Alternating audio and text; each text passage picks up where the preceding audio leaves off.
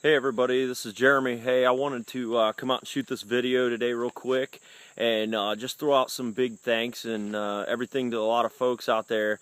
As many of you know, this is the second anniversary of my son Skyler's death, and definitely wanted to throw a big shout out over the last 8 or 10 days. Been seeing a lot of people out there sending me, well wishes, sending Mindy well wishes and Jade, letting us know, the power and everything of Skyler's life and how much that meant to them, and everything in our comeback from his death, and all the things that go along with that, and remembering his life. So I want to throw out a most sincere thank you today to all you folks out there that have sent the well wishes and the nice messages to us. Much appreciated, and definitely taken to heart. I just want you to know I've read all those from you folks. I've seen your posts and so forth. Sorry I haven't had the chance to like and comment on a lot of them, but there just simply isn't time. But I did want to do this kind of one and all and let all of you know that I love you, I appreciate you, and definitely want you to know that it doesn't stop here. The power of his life continues to keep going, and it's going to keep making the rest of us remember what's important about our lives and what's special about this life that we have. So from the bottom of my heart, and Mindy, I'm speaking for Mindy and Jade as well, we do thank you very much for celebrating the life of Skyler. He would have been 15 this year, as crazy as that is to believe. But he was a 12-year-old boy, and he taught us a lot about life and everything that we aspire and should want to be in our lives when it comes down to the most important things. So again, thank you. Now this part of the video, this is the part that gets a little touchy, maybe for some folks.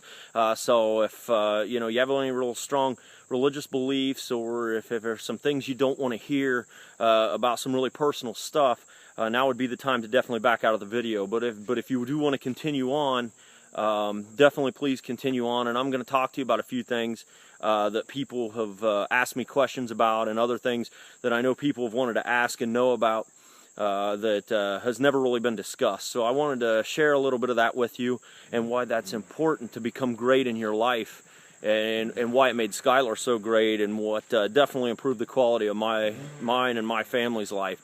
So here it goes. We're gonna go ahead, and this is gonna be like a real shoot from the heart. So I want you to understand a lot of things you may hear might not be pleasant, but if you want to know what it shaped me into the man I am, and my family, and some of the people that are very close to me into the people they are going forward in life, then these are some things that are going to help you to understand whether they're pleasant or not. A couple questions I had. The first and foremost, I've been asked by a handful of people, and then I've had some other people that wanted to know some very personal things, and some were scared to ask, some were bold enough to ask, and I'm here to answer some of those questions for you today. I had a lot of folks ask me, they said they had heard the rumor, or they maybe had heard from me, they thought that upon Skyler's passing, did he really have a smile on his face? And the thing I want you to know is yes, he did. As bizarre and as creepy as that sounds, I believe whatever he's seen in his last moments was something very beautiful.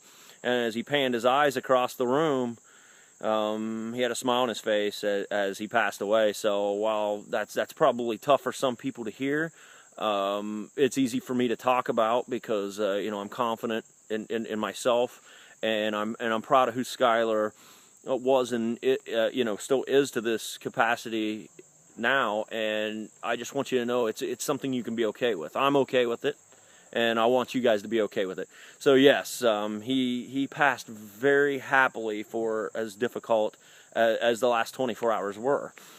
A lot of other people will ask, how did you get around it? I don't think I could do it. I don't know that I could do it.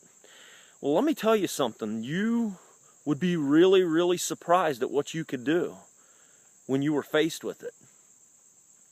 It's not easy, but if you become focused and you get all the scattered rays of the mind focused upon one point, I promise you, you are more badass than you ever thought that you were. So I don't ever want you to forget that. I don't ever want you to forget that. You can do more than you ever believed you can do. And I learned that from him. And I'm going to say a little something, and so that it doesn't get all convoluted and twisted, making me into a bad man. I want you to understand that upon his passing, it made me a better man. Now, again, I don't want you to take that all out of context, like I'm some kind of ass that doesn't love or miss my son, because I do. But what I will tell you is, I am now a better man for everything that happened. And I know a lot of other people that are better men and women and children because of what happened. Now, that doesn't make it fun or pleasant, or it doesn't mean I don't miss him every day, because I do. But I'm going to tell you, it's made me a hell of a lot better in my life, and knowing what the value and what the purpose is in my life. And I know it's done it for a lot of other people. And if it hasn't done it for you yet, then you got to find that. Because I have a lot of people say, man, I wish I could be like you. I wish I could be as strong as you. I wish I could just do things like you and handle things like you. I don't want you to be like me. I want you to be like you. I want you to be the best you can be. Because walking in my shoes was no picnic, let me tell you. But I don't want sympathy. And I don't want people to feel bad for me.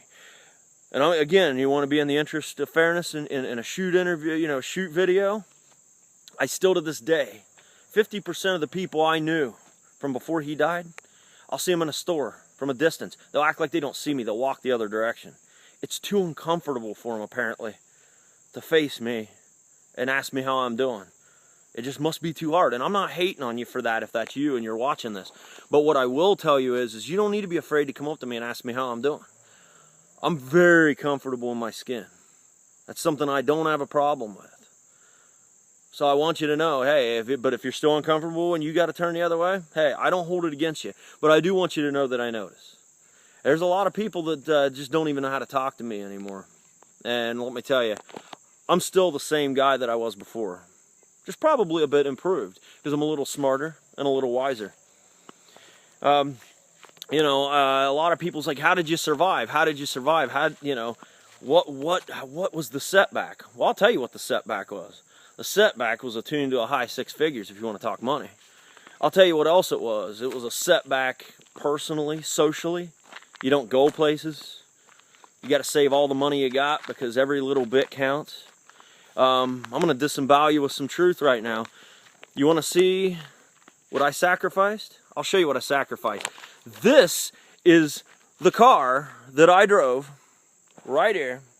This piece of crap right here that I adore and love for the rest of my life. And I'm going to tell you why. It's an 88 Chevy Corsica. This thing is the ugliest, just the grossest car you could ever possibly imagine. But let me tell you something about that car. I bought that car for $400 5 years ago when I was in a tough way. That car got Skyler to doctor's appointments. That car went to Columbus and took him to radiation treatments. It got us to the store to get groceries. It did all kinds of stuff like that. Now, why do I tell you this? Why do I tell you this? I'm going to tell you why I tell you this. Now, the cool part is, just for a moment, I did just get a much better car that I can't get on film because it's down over the hill right at the moment. But I did just finally get a much better car and my life become much more improved. But if you're wondering why I'm rambling and going on this video like this, I'm here to make a point to you today. You need to make the best of your life, no matter what happens to you. Bankruptcy, the death of a spouse, parent, child. You need to own your life. You need to own your life. And you can do it. I promise you can do it. But you got to make a decision to own your life. Because the bottom line is you got to do the work. You got to do the work that's necessary to make your life great. And a lot of people's like, oh, you can't have a great life. I mean, you lost your son. Well, that's your opinion. My life is awesome, okay? I miss him. I do. A lot of people miss him. But you know what? Ask yourself this question. If you knew tonight was your last night on earth, and you knew you wasn't going to be here tomorrow, do you want everybody to give up on their life? Do you want everybody to just say, oh, everybody's going to be sad that I'm gone, so I hope that they all just wallow in their own misery forever and ever and ever and ever. And they just give up on everything that they ever wanted to do and all the greatness that they want to be. Is that what you want other people to do? Or do you want people to realize that this is an it does matter life? And it does matter. It matters all the time, every day. It matters all the time. And you should take that serious. You should take that very seriously. Because I take it seriously. And it's made my life wonderful. And it improves rapidly. You know, I didn't want to drive that crappy car back there. I didn't want to move in with my brother-in-law, not because I don't love him, but who at almost 40 years old wants to move in with somebody because you can't even afford to eat or pay your rent unless you do it? Something people are going to need to understand real quickly is you better humble yourself quickly, because you never know what comes around a corner. It's not just death. Maybe you ran out of money. Maybe you lost a job. You know, maybe you had to move because you couldn't afford the house you were in. Maybe there was a layoff. Maybe you broke your leg and you didn't have a disability plan and you couldn't do something. I'm not saying to live gloom and doom. You need to look forward into the future and be badass for yourself. But shit happens to people, man. And you got to be strong. And you got to be focused. And you got to take care of your business. Don't worry about what everybody else is saying and thinking. You take care of your business. Because the bottom line, again, you have to do the work of your life. You know, I didn't script any of this. I came out here at the end of my driveway and just wanted to pop this out. And again, thank everybody for still remembering Skyler and still remembering, you know, what happened to us. But I'm going to tell you what. It happened to you guys too. And you move on with your life. You make a choice. And some say, man, you're just so like raw and intense and you act angry about it. But I'm not angry. I'm intense about it because sometimes that's a place you got to go when you want to get things done. Sometimes that's a place you got to go. And I want you to know that. I want you to know that you can live among the weak-willed of people, and you can crumble under the pressure, or you can live with a fire and intensity inside yourself to go own your own life, no matter what happens to you. And that's the example I want to present to you today, who stayed on this video for almost 13 minutes now and listened to me go on and on and on and ramble and rant, because I do have a purpose to it. And my purpose is that you understand that your life's special. You think Skyler would want me pissing my time away, sad, crying, not owning my life? He owned his life at 12 years old better than most adults I ever met. He knew his purpose. That boy got up 3 days before he died and was cooking eggs on a stove, much to my frightening. I didn't want him on a hot stove when he couldn't even hardly stand up, but you know what? His life had purpose. His life had meaning, and he knew that. And that's what he taught me. And that's what I hope I can pass on to you through him. Is that he had that same fire that I'm showing you right now. That same determination. That same grit. You can do it. Because it matters. It always matters. It always matters. I love you guys. Whether you believe it or not. I love each and every one of you. Own your life. Own your life. And make it the best that you can every day. I hope to talk to you soon. Own your life. Do the work. I love you guys. Psycho's out.